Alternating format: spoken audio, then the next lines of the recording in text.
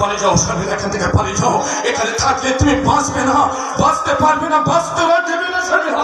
পালিয়ে যাও শর্মিলা। আর পালিয়ে না কোথায় যাবো, কেনই বা যাবো?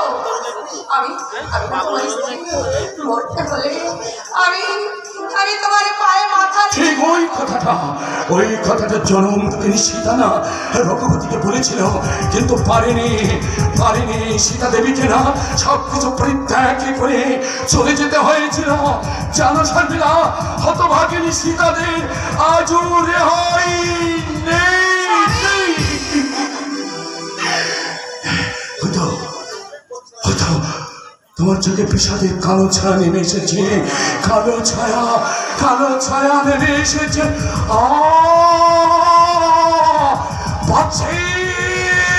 বিসর্জনের বাজনা বাজছে।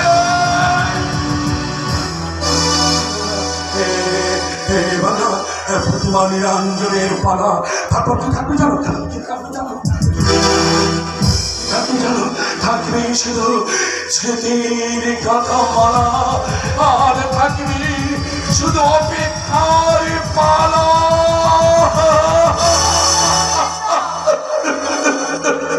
আমি জানি না কি অপরাধ আমি করেছি, তবু বলেও জানি কোনোদিনই কোনো অপরাধ আমি করে থাকি। তুমি আমাকে ক্ষমা করে দাও স্বামী। আবার তুমি ছাড়া আমার যার কেউ নেই, কিছুই নেই। স্বামী হয়ে তুমি আমাকে যে আদেশ করবে আমি তা নীরবে পালনে করে যাব। কোনোদিনই কোনো বাধা দেব না তোমার। দয়া করো, তবুও তুমি আমাকে তোমার কাছ থেকে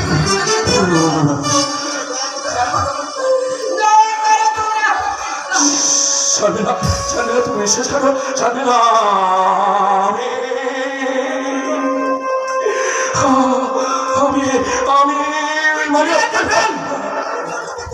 শর্মিলা চোখের জলে তোর পা ভিজিয়ে দিচ্ছে, আর তুই কি না?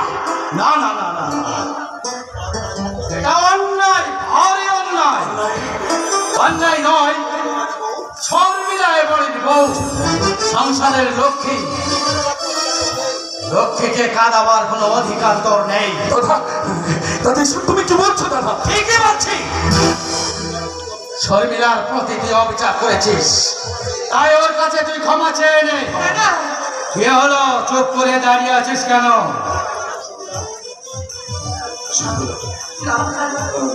মানে তোমার সঙ্গে একটু গল্প প্লিজ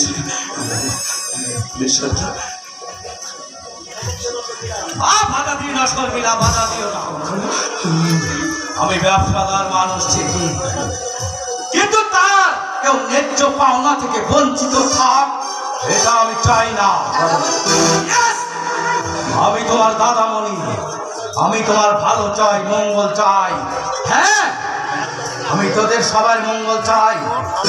আমি তোমাকে ব্যবসার মধ্যে নিযুক্ত করতে চাই। আমি নারী স্বাধীনতায় বিশ্বাসী। নারী শুধুমাত্র সংসারের মধ্যে সীমাবদ্ধ থাকবে, এটা হওয়া উচিত নয়। আরে সংসারের ধর্ম কর্ম পালনই নারীর জীবনের একমাত্র ব্রত নয়। ধর্মের তো হয়নি বাইরের দরজা বন্ধ রেখে নারীদের উপর আমরা অনেক অত্যাচার করেছি, কিন্তু আমার সংসারে আমি সেটা হতে দেব না। আর সেজন্যই প্রাচীন সংস্কারের বেড়াজাল ভেঙে আমি শর্মিলাকে অনেক দূরে এগিয়ে দিতে।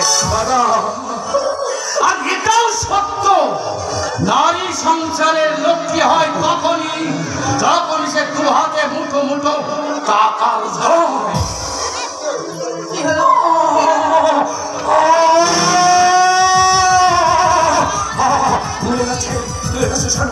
একটু একটু করে না সব কিছু ভুলে যাচ্ছে।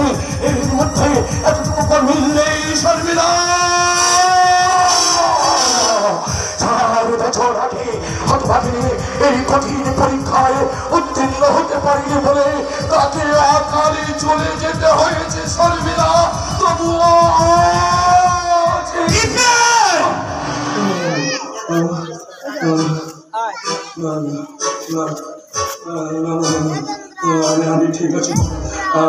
ছোট ভাই, মানে আমি তোমার অবদ্ধ হতে পারি না, কিছুতেই পারি না। শোনা শর্মিলা,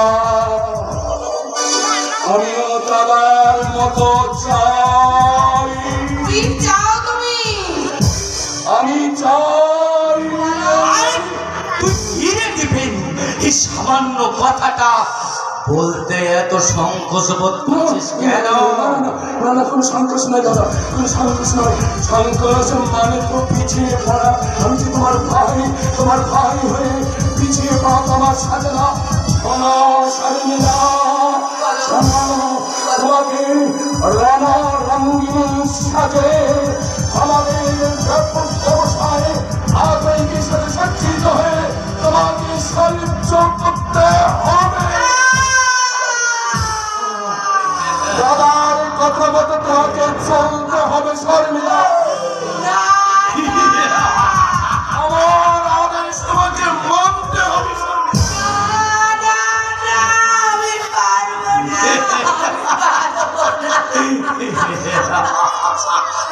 এরই মধ্যে ভুলে গেছো তোমার শপথের কথা। কিছুক্ষণ আগে টিফিনের পাঁচ হয়ে তুমি প্রতিজ্ঞা করেছিলে তার সমস্ত আদেশ তুমি অক্ষরে অক্ষরে পালন করবে। কে বলেছিলে কিনা? আমি বলেছিলাম। তাহলে তোমার প্রধান এবং প্রথম কর্তব্য হলো স্বামীর আদেশ অক্ষরে অক্ষরে পালন করে যাওয়া। জীবনের কোন রকম অমঙ্গল হোক আমি তা চাই না। কিন্তু আমি তোমার কথা থাক, আমার কথা শোনো। সামনের সপ্তাহে তুমি কুণালের সঙ্গে মেট্রা যেতে হবে, আর ওখানকার ব্যবসাটা আমি আরো বাড়াতে চাই। আর তোমাকে যে কি করতে হবে কুণালই তোমাকে সব পাই টু পাই বুঝিয়ে দেবে। আমার বিশ্বাস তুমি জয়ী হয়ে আবার ফিরে আসবে। কথাটা মনে রাখবে।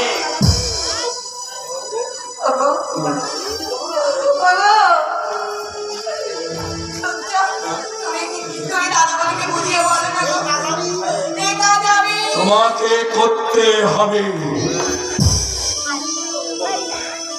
তুমি যদি তুমি অমঙ্গল চাও শর্মিলা, যদি প্রাণে বাঁচতে চাও, দাদার কথা মতো তোমাকে চলতে হবে শর্মিলা।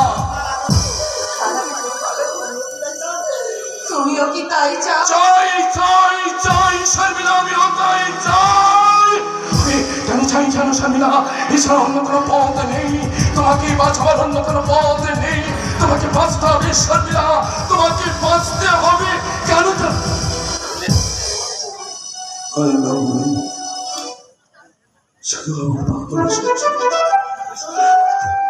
কারণ কি জানো শর্মিলা? আমি তোমাকে ভীষণ ভালোবাসি, বিশ্বাস করো, ভীষণ ভালোবাসি শর্মিলা।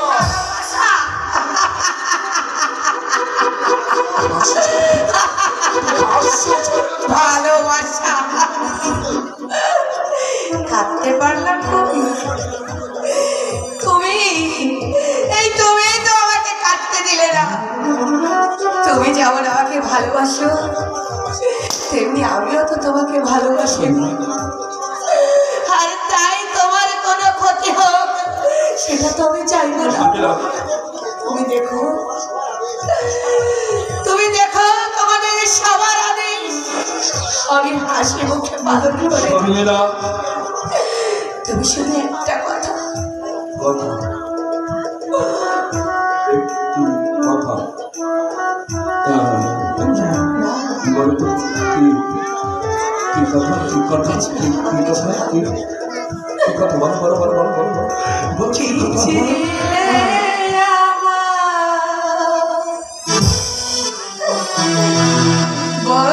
না তুমি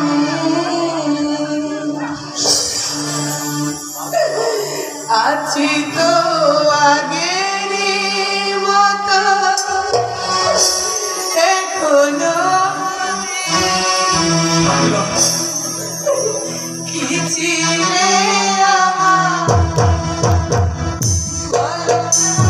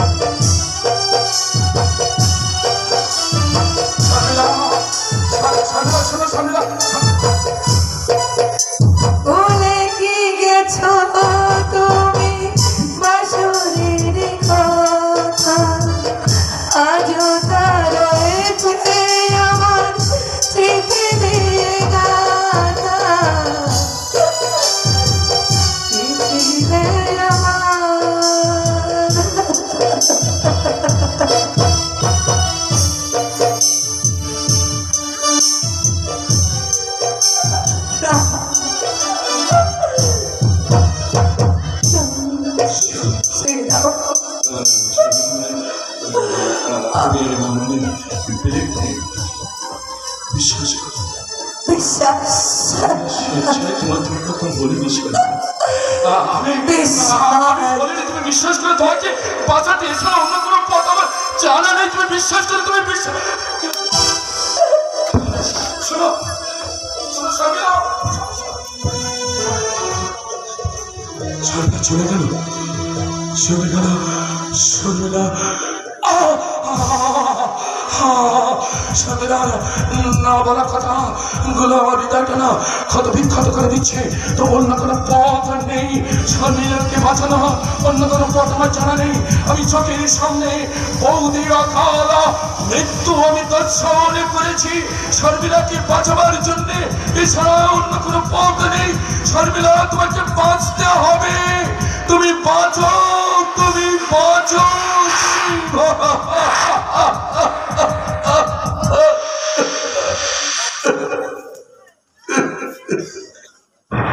তুমি কাঁদছ?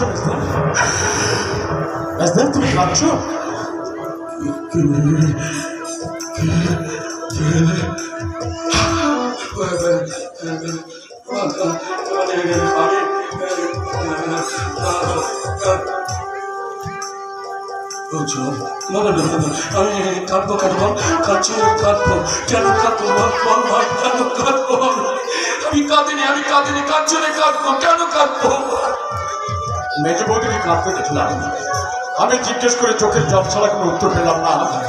ভাবলাম তুমি হয়তো সত্যি কথাটা বলবে। সত্যি কথা? হ্যাঁ, আমি অনেক কিছু না জানলে অনেক কিছু বুঝতে পারি।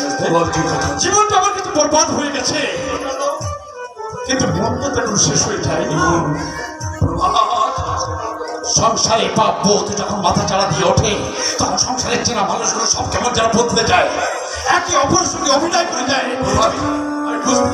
অন্যায় অধর্ম পাপ চিনেও মানুষ কেন সেই মিথ্যে পরিচিকার পিছনে ওই প্রশ্নটা না আমার বিবেককে আমি বারবার করেছি, জানিস প্রভাত, বারবার করেছি, কিন্তু কোনো উত্তর আমি খুঁজে পাইনি। তাই যে প্রশ্নের উত্তর আমি খুঁজে পাইনি, সেই প্রশ্ন করে আমাকে নতুন করে আঘাত দিস না প্রভাত।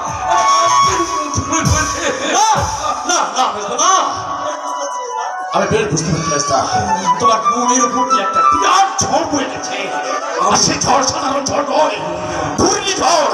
আর সেই ঘূর্ণি ঝড়ে ঘুরপাককে চূর্ণ বিচূর্ণ হয়ে স্বপ্ন। তুই কেমন করে জানলে আমার মনের কথা? তুই বাস্তু তো আমি চেয়েছিলাম, কিন্তু আমি প্রতিবন্ধী। এই একটা ছোট্ট কথা আমার জীবনে সব আনন্দ হাসি কলরব চিরতরে স্তব্ধ করে দিয়েছে। তবু আমি বেঁচে আছি, আমাকে বেঁচে থাকতে হবে। কত সহজে তুমি আমার কাছে ধরা পড়ে গেলে, তোমার হৃদয়ের গভীরে গোপন করে রাখা ব্যথা অস্ত্র হয়ে তোমার চোখের কোণ দিয়ে টস টস করে গড়িয়ে পড়ছে। জানিস ভাই, অনেক চেষ্টা করছি, কোনো সান্ত্বনা আমি খুঁজে পাচ্ছি না। ভালোবাসার সঙ্গে এক অসম ভালোবাসার যুদ্ধে না আমি হেরে গেছি, আমার ভালোবাসা হেরে গেছি। তুমি দুর্বল হয়ে অবস্থা, তুমি দুর্বল হয়ে পড়লে এই সংসারের আর কিছু অবশিষ্ট থাকবে না। রাত্রির অন্ধকারের সঙ্গে লড়াই করে তোমাকে ছিনিয়ে আনতে হবে ফুটন্ত সকাল। নইলে সব শেষ হয়ে যাবে, সব শেষ হয়ে যাবে। বড় বৌদি ছিল আমাদের কাছে মায়ের মতো, সেই মাকে আমরা ধরে রাখতে পারিনি, কিন্তু মায়ের আশীর্বাদ তো ব্যর্থ হবে না। এই অবস্থাতে নাও, জীবনে সান্ত্বনা খুঁজে পেতে মায়ের এই পায়ে প্রণাম করো। এই অবস্থায় নাও।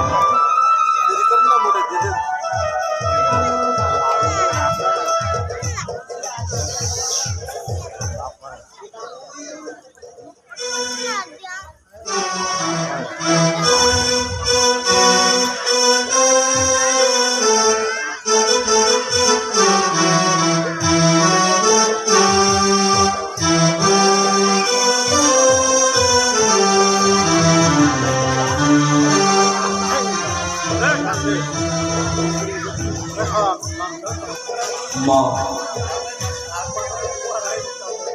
মায়ের ছবি সচক্ষে গুছিয়ে রেখেছিস? হ্যাঁ আমি গুছিয়ে রেখেছি। আমার কি মনে হচ্ছে জানিস কি মনে হচ্ছে? মধুর আমার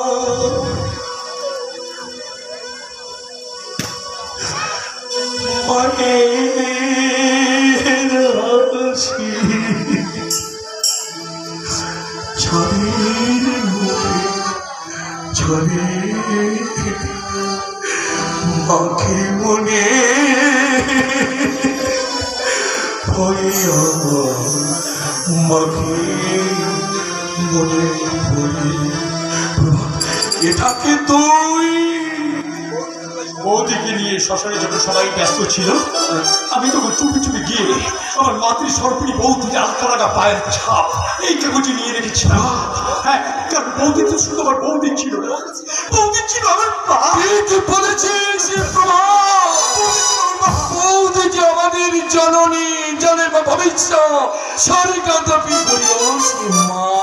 তাই তো মায়ের পায়ের ছাপ সযত্নে বুকে চেপে ধরে আমার এই দুঃখ জীবনে আমি সান্ত্বনার পরশ খুঁজে পাইনি, সান্ত্বনার পরশ খুঁজে পাইনি।